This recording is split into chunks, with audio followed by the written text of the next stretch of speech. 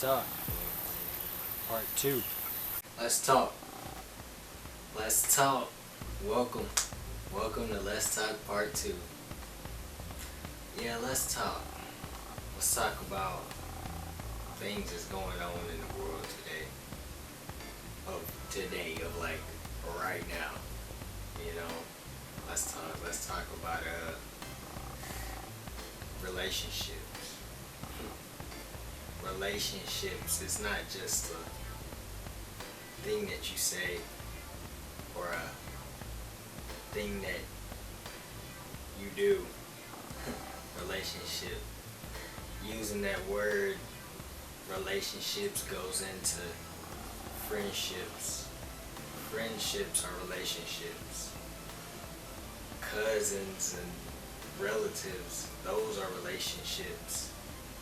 Not just the I love you or that's my girlfriend, that's my, for the females out there, that's my boyfriend, and for the dudes, that's my girlfriend or whatever. It's not just the that's my girlfriend or that's my boyfriend type stuff. It's deeper than that. A relationship is deeper than that, Love is deeper than that. Yes, we categorize ourselves to be in a relationship, but that love that you have for one another is deeper than that. That love goes deeper than just I love you or I like you or whatever the case may be. It goes deeper than that because for one, there's so many things that you can, love about somebody or like about somebody. And you can still say I love them, but that word doesn't go deeper than that. But let me tell you, when you look at it how God looks at it and goes like, you know what? I love you, or I love that individual, or the individual you're telling them you love them. When you look at it how God looks at it, that love is deeper than that because God's love for you is deeper than you think it is, And because the relationship that you have with God starts from that relationship that you have with the individual or with your significant other, And yeah, it's just that love is deeper and that relationship is deeper because you have had that relationship and that love for the Lord and with God. And so therefore that transitions into a relationship with friends, with family, with cousins, with uncles, with brothers, with sisters, with friends, into relationships, into dating, into this, into that. But let me stop you right there. The difference between dating and being with someone. The difference between being with someone is you'll be with them no matter what. You be with them even if they don't talk to you. You be with them even if they are going through hard times, or even if they're depressed, or even if they feel like they're going off the edge. You'll be with them either way. You'll be with them every step of the way in life. You won't leave their side. You won't leave them out in the open. You won't make them feel like they're less than an individual. You won't exclude them from things because therefore you are being with them and not dating them. That's the difference between being with someone and dating someone. Being with someone, like I said again, is being with them. Being there for them through thick and thin, through the issues, through the problems, through the depression, through the feeling like they're on the edge of killing themselves or committing suicide, or, feeling like they want to go take the urge and be out there in the streets and whatnot. You're being with them through all that, through all those changes and through all those desires that are not of God, through all those things that you know that are not a part of them. Because their relationship with God was very strong. before they started to get into whatever the case may be, you know. And now dating, let's start on that. Dating is more like, I'm going to take you out to eat, we're going to go catch a movie, and then some of you people know what happens after that. But in some cases, with some people, that's not the case. But yeah, dating is just, I'm going to take you here, I'm going to take you there, we're going to go do this, we're going to go do that. Being with someone is more important, because being with someone is better, because that being with someone is being with them for life. Being with someone is being with them just like you are with God. Just like God is with you.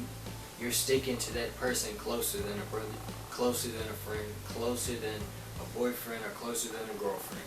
You're sticking to that individual closer than ever, because you and that person have been with each other ever since.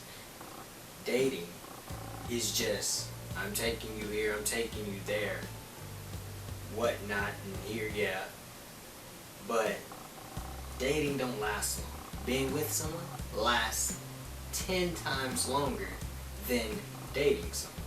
And so, that being said, that's the difference between dating and being with someone, and that's also the difference between love.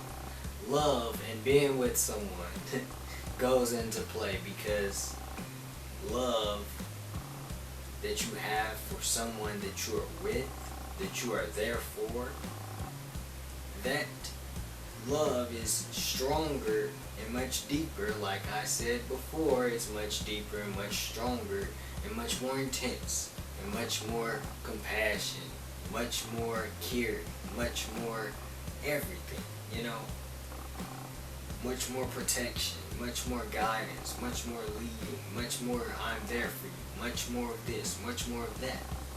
It's stronger and deeper, because you have experienced that with God. You have experienced that relationship with Him, of being there with Him, loving the Lord and Him loving you.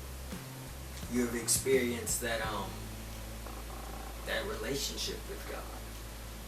You have experienced that relationship with God so much that He's equipped you with the love that is deeper, the I'm being there for you that is deeper. You know, dating someone don't last long. That love that you have for when you're dating someone, that is not love. That is a love that is lasting long. That is a love of the lust of the eye. That is love of the lust of the eye. Remember that. Dating, that love, and that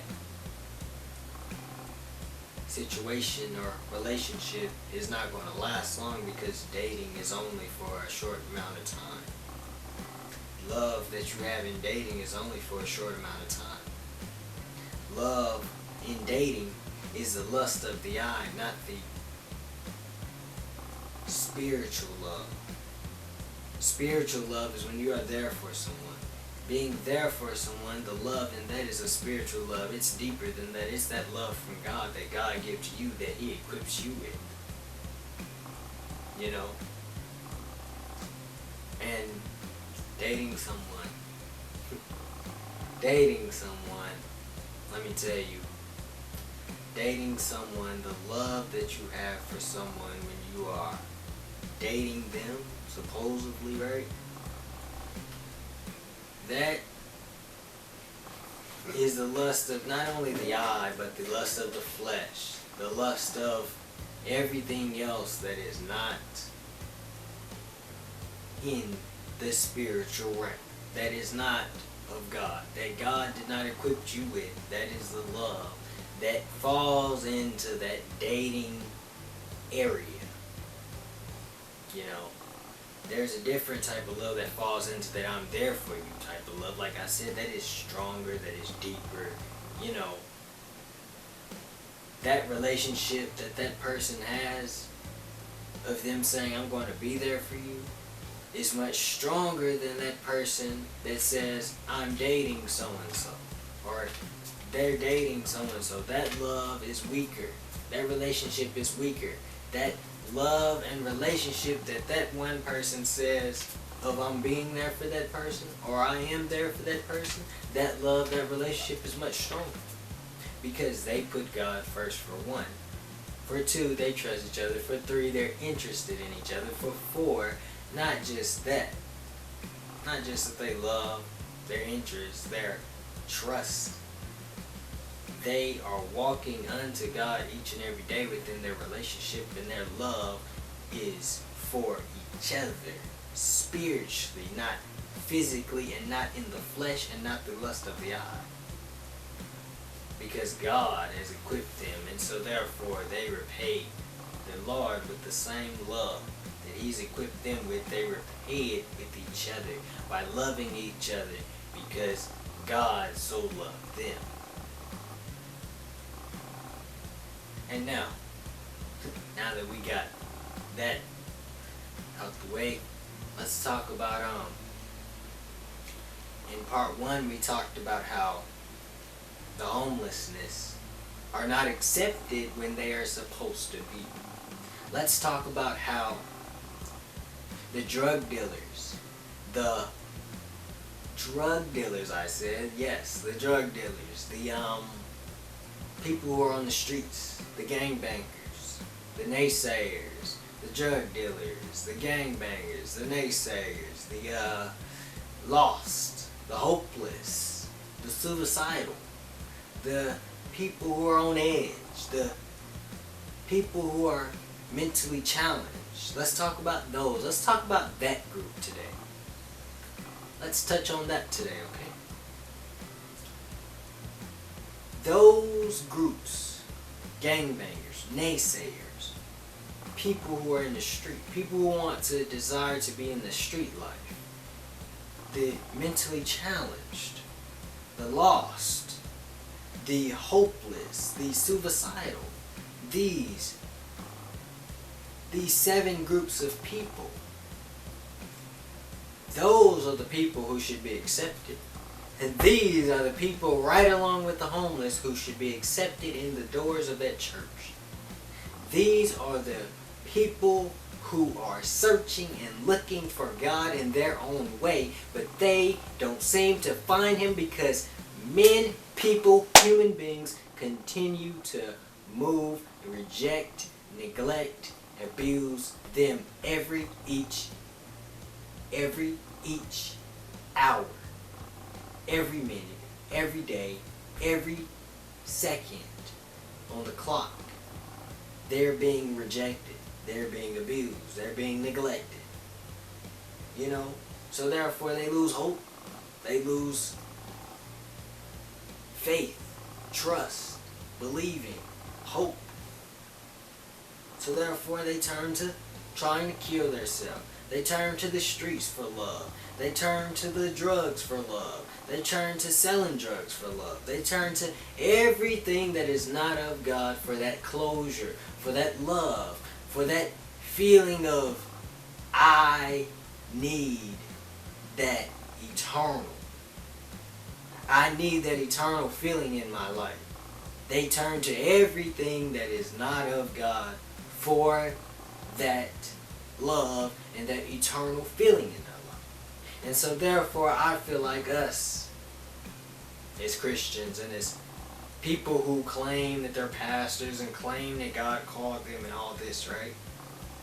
I feel like when you see those drug dealers come into your church, when you see those suicidal people come and talk to you, or those drug dealers come and talk to you, or those naysayers come and talk to you, or those abused, neglected, raped come and talk to you, or those lost, hopeless come and talk to you, I feel like you shouldn't reject them. You shouldn't reject them. Because the ones you should reject, you don't. Which are the homosexuals. You should reject them, but you don't. Now the ones that you should not reject, you reject. Come on now. That's kind of crazy, don't you think? So therefore, I feel like those who call themselves pastors, who call themselves evangelists, who call themselves people of God, who will go out and preach His word, right? I feel like when those 7 group of people, the homeless, the sick, that's 8, 9, the cancer patients, that's 10, every group of people that I've named, I feel like as Christians, as pastors, as evangelists, as people of God who claim God called them and who claim they're preaching His word and doing righteous by Him, I feel like you should accept the ones who are the homeless, the sick, the cancer patients, the neglected, the raped, the abused, the ones who are in the street, the drug dealers, the gangbangers, the naysayers, the lost, the hopeless, the suicidal. I feel like you should accept them in your church. Because when they come and talk to you, don't reject them and say, oh, I can't help you. Or, go to that mental institute. No. You should accept them. Bring them in and raise them back up. That's what you're supposed to do. Not neglect them and bring them further down than they already are. Not bring them further down and beat them down to nothing like they already are. Come on now. Raise them back up. Give them that boost they need. Because once you do that, God will bless you. And when He blesses you, He will raise that person up. Because you have raised that individual that came to you and pleading to you for help. You have raised them up. So since you have raised them up, God will bless you, and He will use that person that you have raised up to raise up other people and bless them, and so on and so on. It'll be a continual cycle of raising people up and doing righteous. Now that is what you call doing righteous by God. Doing righteous by God is accepting those who need to be accepted, accepting those who are rejected, accepting those who are acceptable. Not accepting those who are unacceptable, accepting those who are acceptable, and accepting those who are rejected by society. Which are, I'm going to name again, just in case you get lost. The homeless, the sick, the cancer, the diabetic, the abused, the neglected, the raped, the gangbangers. The ones who want to be in the street life, the hopeless, the suicidal, the lost. Those are the ones who should be accepted, who are acceptable. Those are the ones who are acceptable. And so therefore, I'm telling you today, accept those who are acceptable and don't accept those who are unacceptable. Flip that around and accept those who are acceptable and don't accept those who are unacceptable. Because when you accept those who are unacceptable, guess what? It causes a lot of chaos, a lot of destruction, a lot of things in the world that is not right, that are not lined up, that are not aligned. And you say, hey, I am called of God. I am doing the work of the Lord. You call yourself and tell yourself that every single day, but look though, you're still sitting here rejecting those who are looking for the Lord, who are pleading for Him, who are pleading for help, who are calling out for help through the drugs, the alcohol, the pills, the suicidal thoughts, the homelessness, the selling drugs, the gangbanging, the lostness, you're rejecting them instead of accepting them. Come on now. Accept them instead of rejecting them. Turn that around. Because then, guess what? that, when you turn that around and say, I'm going to accept you instead of reject you, you will be doing the work of the Lord. You will be being righteous in God's eyes because you are doing good unto the Lord. You are accepting them instead of rejecting them. Now, what is being unrighteous and downright degrading and downright sickening and downright disgusting and downright ungodly defiled is when you accept those of homosexuals in your church. That is unacceptable. That is defiling the church. That is defiling you as a pastor. Not even as a pastor, but you as someone who claims that they're called of God. That is defiling you. That is defeating the purpose of you even being behind the pulpit and you even speaking God's word, because you are accepting what it says in the Bible not to accept. Now, what it says in the Bible to accept, you're turning against it and you're not accepting it. Which are the homeless, the sick, the cancer patients, the diabetic, the drug dealers, the gangbangers, the suicidal, the raped, the abused, the neglected, the naysayers, the lost, the hopeless. Those are the ones who need to be accepted. Those are the ones who are supposed to be accepted. Then therefore you will see God work in your life. You will see God bless you because you have raised them back up. Not beat them back down like they already are.